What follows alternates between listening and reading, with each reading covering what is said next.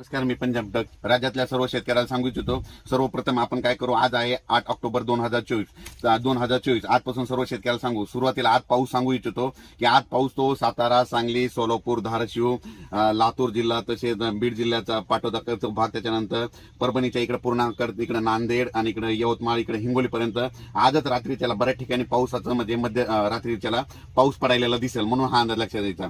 पण हा पाऊस उद्याच्याला मात्र 9 ऑक्टोबरला तो पाऊस मात्र राज्यातला म्हणजे उद्या 4 वाजेपर्यंत, 9 ऑक्टोबरला 4 वाजेपर्यंत म्हणजे दुपारी 4च्या नंतर बऱ्याच ठिकाणी पाऊस सुरू व्हायल्यानंतर रात्रीच्याला सगळीकडे अशा विजेच्या कडकड चालू झालेला दिसेल. म्हणून सर्व शेतकऱ्याला विनंती, तुम्ही काय करा, तुमचं सोयाबीन आज वाटल्यास काढा, झाकून ठेवा, उद्या दुपारपर्यंत देखील जमतंय, म्हणून हा अंदाज लक्षात द्यायचा. आणि तुम्हाला एक सांगतो की हा पाऊस समजा हे पूर्व विदर्भात कमी राहणार आहे. पूर्व विदर्भात 11-12 तारखेच्या नंतर तिकडे पाऊस येणार आहे. म्हणजे पूर्व विदर्भातल्या 6 जिल्ह्यातल्या लोकांनी हे लक्षात घ्यायचं की 12, 13, 14, 15, 16 पर्यंत तुमच्याकडे पाऊस असणार आहे, म्हणून हे लक्षात द्यायचं. आणि पश्चिम विदर्भामध्ये 5 जिल्हे, बुलढाणा, अमरावती, अकोला, त्याच्यानंतर वर्धा, त्याच्यानंतर वाशिम, हिंगोली, या भागातल्या लोकांना सांगू की तुम्ही काय करा, 10 तारखेपासून तुमच्याकडे पाऊस येणार आहे, म्हणून तुम्ही काय करा, तुमचं सोयाबीन असेल तर काढा, झाकून ठेवा, कारण की पाऊस जवळपास 17 तारखेपर्यंत चालणार आहे, म्हणून हा अंदाज लक्षात द्यायचा. आणि मराठवाड्यात मात्र मराठवाडा, पश्चिम महाराष्ट्र, उत्तर महाराष्ट्र आणि कोकणपट्टी या भागामध्ये मात्र उद्या 9 तारखेपासून ते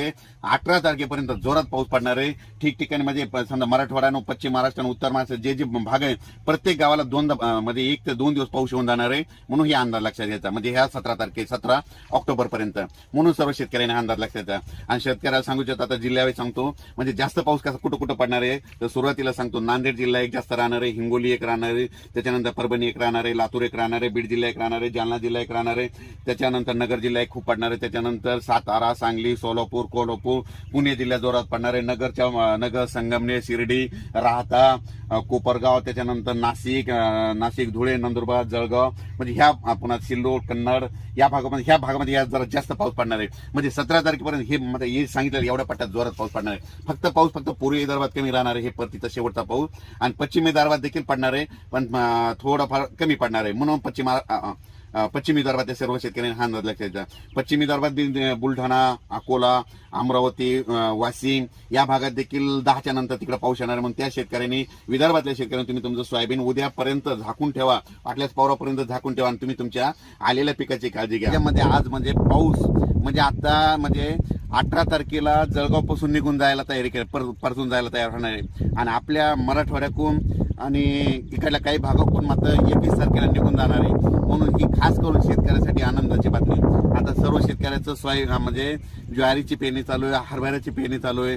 म्हणून सर्व शेतकऱ्याला सांगू इच्छितो की आणखीन फक्त आज 12 आहे, आणखीन 7 दिवस पावसाचं म्हणजे वरुण राजाची हजेरी राहणार आहे.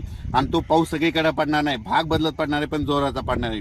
म्हणून तुम्ही तुमचं काय करा, पेरणीचं जसं नियोजन करायचं तसं करा, कारण की वरुण राजा आता 21 तारखेपासून आपल्या महाराष्ट्रातून निघून जायला तयार होणार आहे. म्हणजे 21 तारखेला आपल्या महाराष्ट्रातून परतीचा म्हणजे पाऊसच निघून जाणार आहे, म्हणून हा अंदाज लक्षात द्यायचा. आणि त्याच्यानंतर 5 नोव्हेंबरला थंडी खूप येणार आहे, म्हणून हे देखील अंदाज द्यायचा.